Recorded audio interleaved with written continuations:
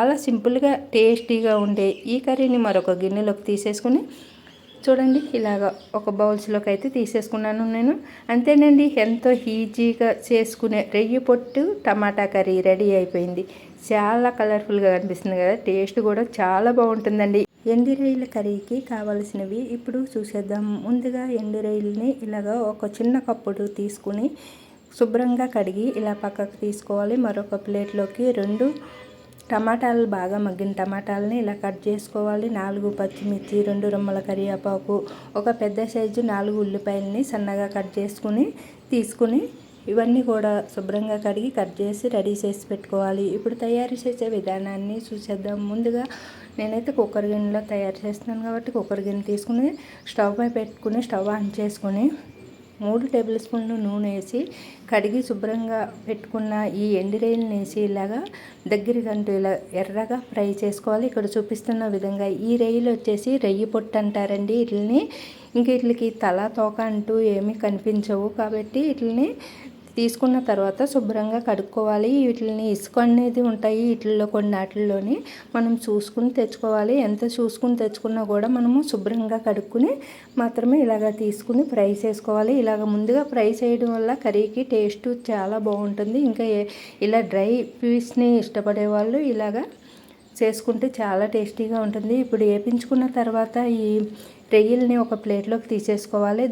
మరి కుక్కర్ గిన్నెలోనే మరి కాస్త నూనెని అంటే 2 టేబుల్ స్పూన్లు నూనె వేసి వీటెక్కిన తర్వాత పచ్చిమిర్చిని కరివేపాకుని వేసి వేపించుకోవాలి. అవి వేగిన తర్వాత ఇలాగా సన్నగా కట్ చేసుకున్న ఉల్లిపాయలని ముక్కలను కూడా వేసుకుని వేపించుకుని దీంట్లోకి 1 స్పూన్ అల్లం పేస్ట్ని కూడా వేసుకోవాలి. ఇలాగా అల్లం పేస్ట్ వేసుకుని దోరగా ఈ ఉల్లిపాయలతో పాటు దోరగా వేపించుకుందాము.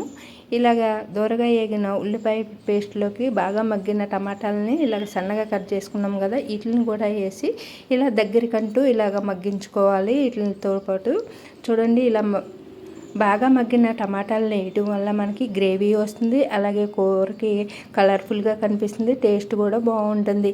ఇప్పుడు దీంట్లోకి 1/2 స్పూను కారము, 1/2 స్పూను పసుపు, 1 స్పూను సాల్టు, కొద్దిగా గరం మసాలా వేసి అంతా కలిసేటట్టు ఇలాగా కలుపుకోవాలి.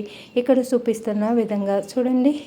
చూడండి టమాటా కూడా ఇలాగ మ్యాచ్ అయిపోతుంది కదా, ఇలా మెత్తగా అయిపోయింది చూసారా.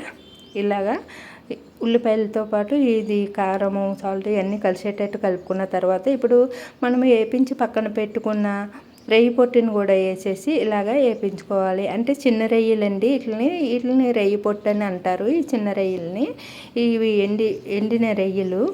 ఇంకా ఇలాగా వేసుకున్న తర్వాత ఒకసారి వేపించుకుని కాస్త వేగిన తర్వాత మనకి ఇప్పుడు వాటర్ వేసేసుకుని ఇలాగా అంతా కలిసేటట్టు కలుపుకోవాలి. ఇక్కడ వచ్చేసి 1/2 కప్పు వాటర్ వేసుకున్నానండి.